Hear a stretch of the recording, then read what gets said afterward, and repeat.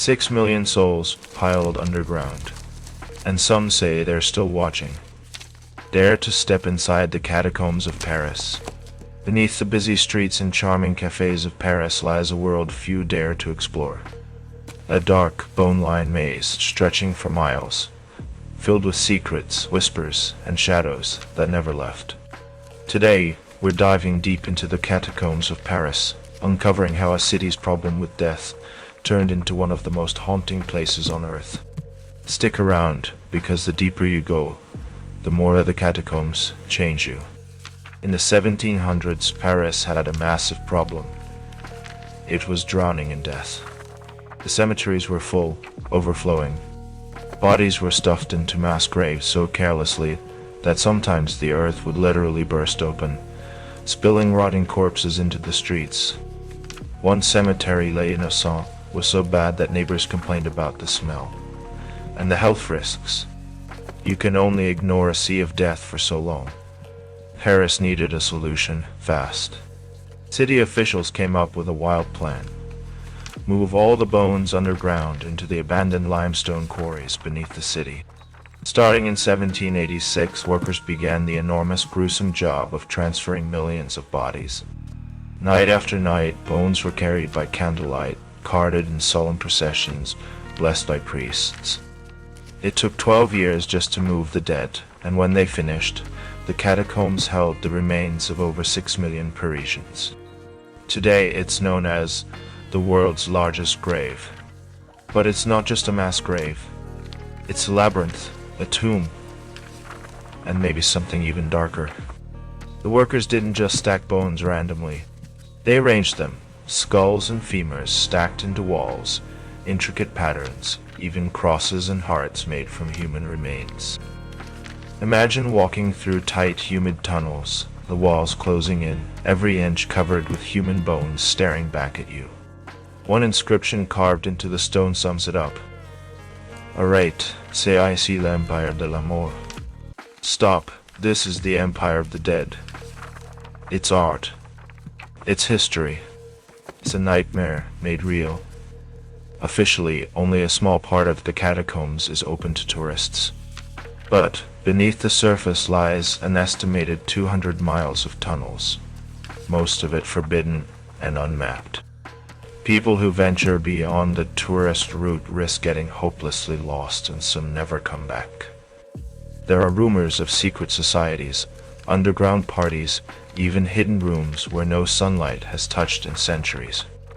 And if the living can get lost so easily, imagine what it's like for the dead. But here's the chilling part. What happens when a place becomes so tangled with death that it seems aware? Because people don't just visit the catacombs and leave untouched.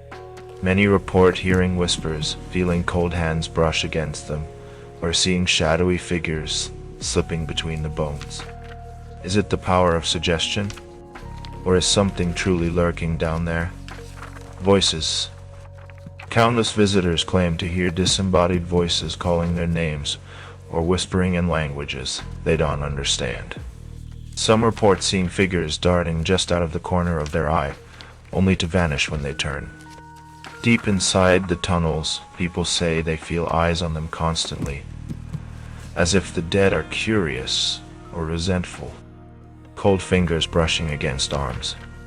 Tugs on backpacks. When they spin around, no one's there. Even hardened explorers have admitted to feeling a crushing sense of dread that grows the deeper they go. In 2010, a group of urban explorers found a fully set-up underground cinema inside the catacombs, with a screen, chairs, and projection equipment. Next to it, a handwritten note, "Do not try to find us." Yeah, like that's not the creepiest thing ever. In 2017, two teenagers got lost for 3 days inside the forbidden tunnels. They were only found because search dogs picked up their scent. By the time they were rescued, they were suffering from hypothermia and severe dehydration. The catacombs don't forgive mistakes. You either respect them, or you become part of them. Some believe the catacombs carry a curse, a deep, slow-moving malevolence that infects those who disrespect the dead.